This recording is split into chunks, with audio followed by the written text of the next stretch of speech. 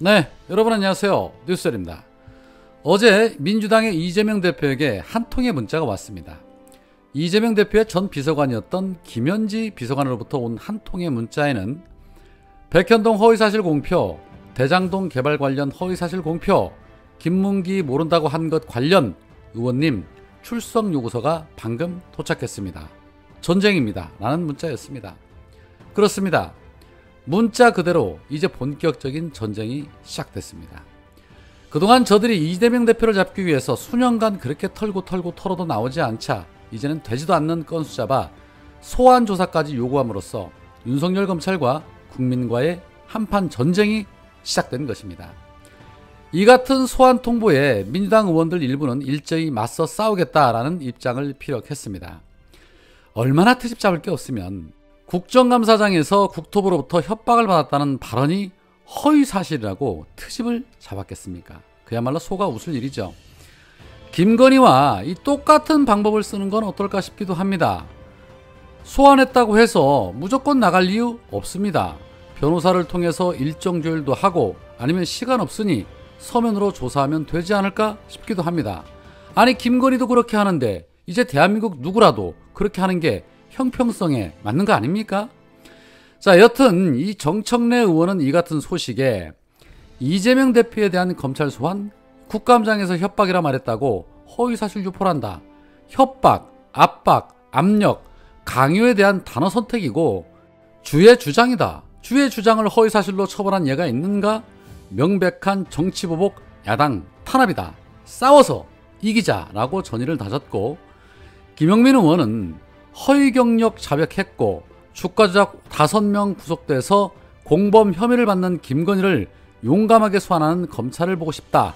반대 증거가 나온 이재명 대표를 소환하는 것은 정치 보복이다라고 윤석열과 검찰을 후려쳤습니다. 민주당에서는 박성준 대변인이 검찰이 터무니없는 이유로 이재명 대표에게 소환을 통보했다.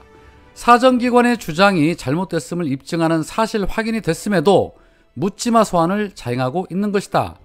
검찰은 이재명 대표의 지난해 국정감사 발언과 언론 인터뷰에서 허위 사실을 발언했다고 주장하고 있다. 윤석열 부인 김건희 여사와 관련한 사건들, 국민의힘 의원들에 대한 고발 사건은 줄줄이 무혐의 처분하면서 야당 대표의 정치적 발언은 사법적 판단에 넘기겠다니 정말 황당하다. 도저히 납득하기 어려운 요구다. 김건희가 권력을 잡으면 경찰이 알아서 할 것이라더니 경찰은 물론 검찰까지 나서서 야당 탄압을 자행하고 있다. 윤석열과 경쟁했던 대선 후보이자 제1야당 대표에 대한 정치 보복, 야당을 와해하라는 정치 탄압에 대해서 민주당은 물러설 수 없다. 민주당은 민주주의를 훼손하려는 이 윤석열 검찰공화국의 정치 보복에 강력하게 맞서 싸울 것이다 라고 강하게 말했습니다. 민주당이 검찰공화국에 맞서 싸울 때 국민들도 함께 할 것입니다.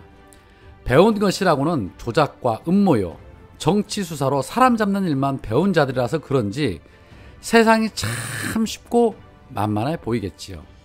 지들이 맘만 먹으면 그 누구라도 꺾지 못한 사람들이 없었으니 세상이 지들 것처럼 쉬워 보이겠죠. 가뜩이나 윤석열 정부에 대해서 국민들 분노가 목에 차 올라와 있는 상태인데 여기서 한 발짝 더 나아가면 그때는 촛불이 아닌 횃불이 시작될 것입니다.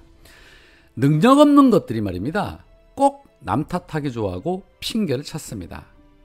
자, 어제 또다시 미국의 여론조사 업체인 모닝컨설트가 실시한 세계 주요 22개국 지도자 지지율 조사에서 윤석열이 매우 자랑스럽게도 8월달 내내 치열한 꼴찌를 기록하고 있다는 보도가 또 나왔습니다. 8월 5일부터 조사가 진행이 돼서 지난달 30일까지 26일 동안 하루도 빼지 않고 줄곧 꼴찌를 달렸다고 합니다. 모닝컨설트가 조사한 지지율을 보면 윤석열을 지지한다는 응답 20%, 지지하지 않는다는 응답 무려 72% 수준으로 나타났습니다. 자, 그렇다면 국내 여론조사 업체들의 조사 대체 누구를 대상으로 조사를 했을까요? 지난번에는 19%였는데 이번에는 20%, 1%의 차이, 큰 의미 없지요.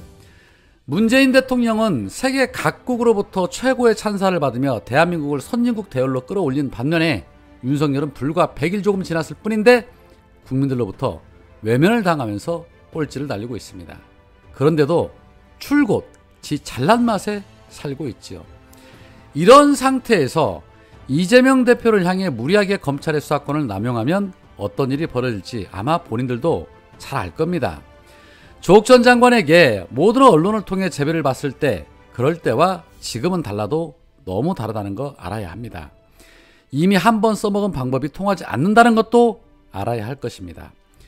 자, 그런 가운데 이 정경심 교수 형 집행정지 신청에 대해서 각계각층에서 목소리를 높이며 형 집행정지 신청을 받아들여야 한다라고 주문하고 있는 가운데 어제 국회 예결위에서 민주당의 김영배 의원이 한동훈에게 검찰에서 정경심 교수의 형 집행정지를 불허했던데 장관은 정경심 교수의 건강 상태에 대해서 보고를 받은 게 있느냐라고 묻자 한동훈은 형 집행정지 문제는 시스템에 따라서 움직이고 있다.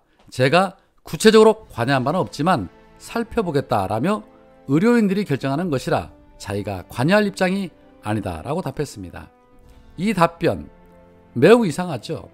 도둑이 제발 저린다고 합니다. 누가 본인들어 구체적으로 관여했냐라고 묻지도 않았는데 본인이 먼저 제가 구체적으로 관여하지 않았지만이라고 선제적인 답을 합니다. 이건 뭘까요? 행여나 본인에게 정경심 교수 형 집행정지에 대한 책임을 물을까봐 선제적인 답변을 한 것일까요? 아니면 본인이 구체적으로 관여를 해서 자신도 모르게 그 속내를 들킨 것일까요? 후자 쪽일 가능성이 높지 않나 하는 의구심이 생깁니다. 하기는 검언주착 사건도 직접 관여를 안 해서 휴대폰 비번을 꽁꽁 숨긴 것이겠지요. 지금이라도 더 늦기 전에 속히 형 집행정지 신청 받아들여서 치료하게끔 하시기 바랍니다.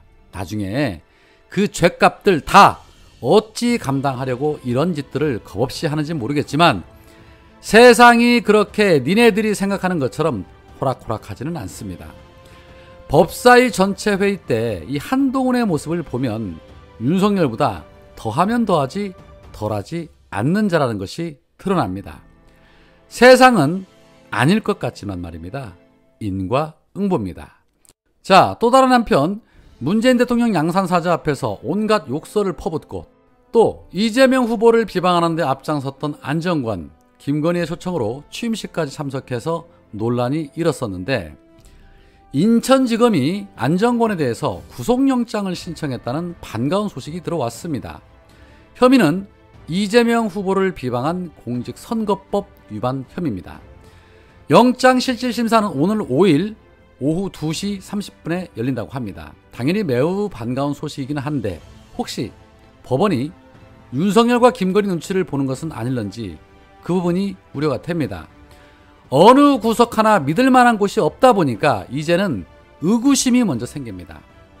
상식 있는 판사의 판결이 있기를 바랄 뿐입니다. 이번 기회에 통장 내역이나 한번 시원하게 조사했으면 좋겠습니다. 후원 내역에 행여 그자의 이름이 나오지 않을까 하는 생각도 들기 때문입니다. 그나마 반가운 소식이었습니다. 오늘은 여기까지입니다. 고맙습니다.